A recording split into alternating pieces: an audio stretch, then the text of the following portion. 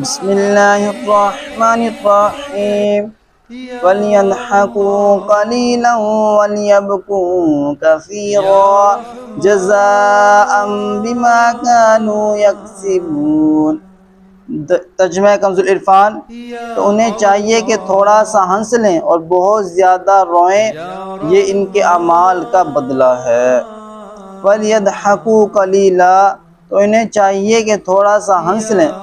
اس آیت میں منافقین کو تھوڑا ہنسنے اور بہت رونے کا حکم نہیں دیا گیا، بلکہ منافقین کی حالت کی خبر دینے کے طور پر کلام کیا گیا ہے۔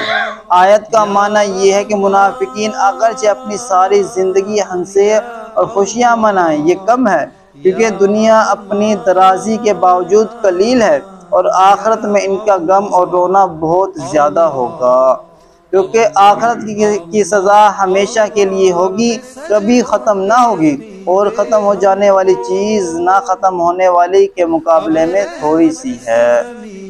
تفسیر خازن میں ہے کہ دنیا میں خوش ہونا اور ہنسنا چاہے کتنی ہی دراز مدت کے لیے ہو، مگر وہ آخرت کے روتے کے مقابل تھوڑا ہے، کیونکہ دنیا فانی ہے اور آخرت دائم اور باقی ہے۔ آخرت کا رونا دنیا میں ہنسنے اور خبیث عمل کرنے کا بدلہ ہے۔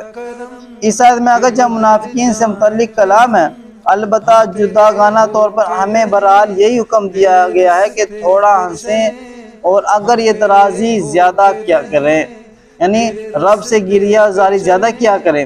چنانچہ حضرت انس بن مالک رضی اللہ تعالیٰ عنہ سے روایت ہے، سرکار دو عالم صلی اللہ علیہ وسلم نے فرمایا، اگر تم وہ جانتے جو میں جانتا ہوں تو تھوڑا ہنستے اور بہت روتے۔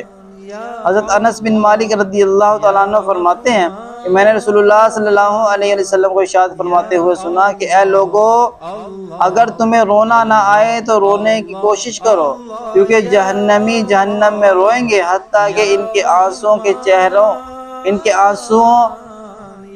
کے چہروں پر اس طرح بہیں گے گویا کہ وہ نہریں ہیں، یہاں تک کہ ان کے آنسو ختم ہو جائیں گے، پھر ان کا خون بہنے لگے گا، اور وہ خون اتنا زیادہ بہہ رہا ہوگا اگر اس میں کشتی چلا لی جائے تو چل پڑے۔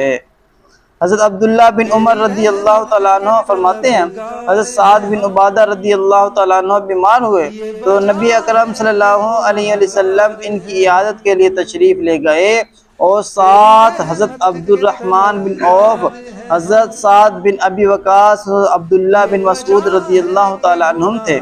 جب اندر داخل ہوئے تو انہیں گھر والوں کے جھرمٹ میں پایا۔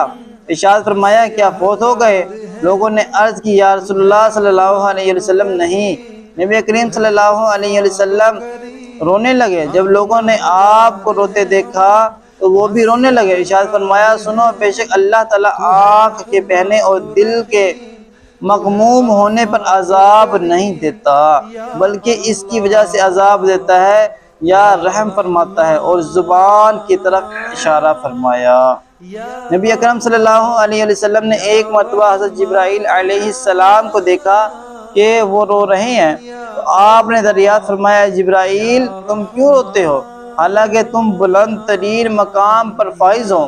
انہوں نے عرض کی، میں کیوں نہ روؤں کہ میں رونے کا زیادہ حقدار ہوں کہ کہیں میں اللہ تعالیٰ کے علم میں اپنے موجودہ حال کے علاوہ کسی دوسرے حال میں نہ ہوں، اور میں نہیں جانتا کہ کہیں ابلیس کی طرح مجھ پر ابتلا نہ آ جائے کہ وہ بھی فرشتوں میں رہتا تھا، اور میں نہیں جانتا کہ مجھ پر کہیں ہاروت و ماروت کی طرح آزمائش نہ آ جائے۔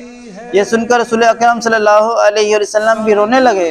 یہ دونوں روتے رہے یہاں تک کہ ندا دی گئی، اے جبرائیل علیہ السلام اور اے محمد مصطفیٰ صلی اللہ علیہ وسلم، اللہ تعالیٰ نے تم دونوں کو نافرمانی سے محفوظ فرما دیا ہے۔ پھر حضرت جبرائیل علیہ السلام چلے گئے اور رسول اللہ صلی اللہ علیہ وسلم باہر تشریف لے آئے۔ اللہ تبارک تعالیٰ ہمیں بھی کم ہنسنے، اپنی آخرت کے بارے میں فکر مند ہونے اور زیادہ سے زیادہ گریہ زاری کرنے کی توفیق عطا فرمائے۔ آمین آمین آمین آمین بجاہ النبی الامین۔